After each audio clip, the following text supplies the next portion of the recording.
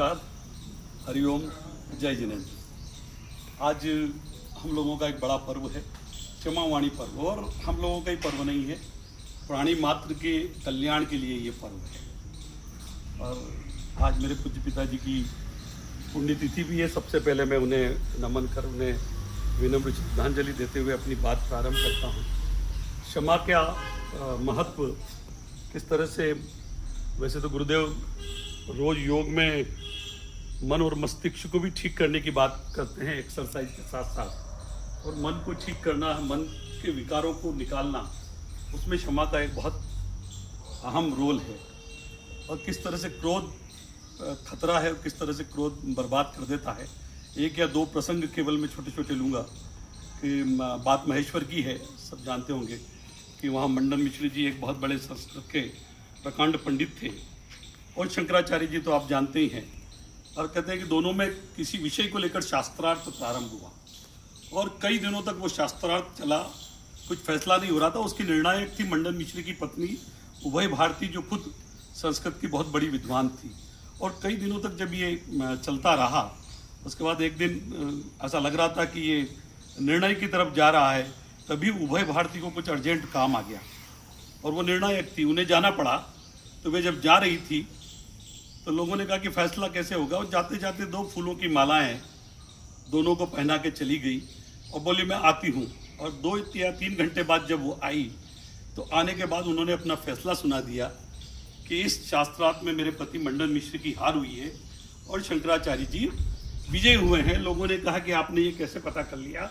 बोले मैं दोनों को फूलों की माला पहना के गई थी, और मंडन मिश्र की माला धीरे धीरे मुरझाने लगी, क्योंकि जब वे हारने लगे तो उन्हें क्रोध आया, और क्रोध आया तो उनके शरीर का तापमान बढ़ा। तापमान बढ़ने के कारण उनकी माला मुरझा गई। तो कहने का मतलब यह है कि जब हमें गुस्सा आता है तो हमारे अंदर शरीर में परिवर्तन होते हैं। और कहते भी है कि कोर्टिसोल और एंड्रोनालिन करके 2 हार्मोन्स ऐसे हैं जो आपके बीपी को बढ़ाते हैं, आपकी पल्स को बढ़ाते हैं और आपके हृदय को प्रभावित करते हैं।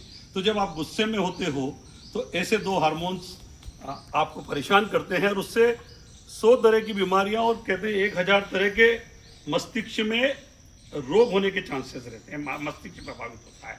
दूसरी तरफ क्षमा का क्या प्रभाव है, एक वैसा ही एक उदाहरण और देख लेते हैं कि एक बार एक बिटिया स्कूल से पढ़ के आई और अगले दिन वो बीमार हो गई। बहुत छोटी बच्ची थी, मुझे लगता कि 15-16 साल की कहीं मैंने ये घटना पढ़ी थी।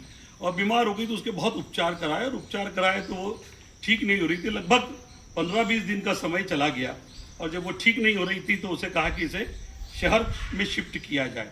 उसे शहर के अस्पताल में जब शिफ्ट किया गया और जब उसके टेस्ट किए गए तो सब नॉर्मल पाए गए। तो डॉक्टर्स बड़े परेशान हुए और वो ठीक भी लगने लगी। तो डॉक्टर्स ने पूछा कि बेटा तुम ये बताओ कि जब तुम गाँव या अपने कस्बे से निकल के आई और यहाँ तक आई तो क्या कोई ऐसी घटना हुई?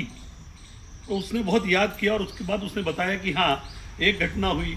जब मुझे गाड़ी में बिठाया जा रहा था तो मैंने देखा कि सामने से वो लड़का आ रहा था जिससे कुछ दिन पहले मेरी लड़ाई हुई थी, और मुझे ऐसा लगा कि अब तो मेरे जीवन का अंतिम समय आ गया है, मैं ठीक नहीं हो रही हूँ, क्यों ना इसे माफ़ कर दूँ। और मैंने उसे क्षमा कर दिया। डॉक्टर्स ने कहा शायद यही परिणाम है कि आपके अंदर के सारे रोग ठीक हो गए। कहते हैं कि जब आप क्षमा करते हो तो आपको खुशी के हार्मोन्स आपके बॉडी में आते हैं, डोपामाइन और एंड्रोफिन करके 2 सकारात्मक हार्मोन्स हैं, वो आपके शरीर को खुशी देते हैं। और वही काम हम यहाँ प्रतिदिन करते हैं। तो मेरा ये बहुत निवेदन आप लोगों से है कि क्रोध जीवन के लिए बहुत बड़ा खतरा है। हम इन 2 प्रसंगों से समझें, क्रोध से अपने जीवन को हटा दें, उसको बिल्कुल न्यूनतम करने का प्रयास करें, और क्षमा को अपने जीवन में धारण करें, क्योंकि क्रोध अग्नि के रूप में है और क्षमा के जल से उसको शांत किया जा सकता है। आज क्षमा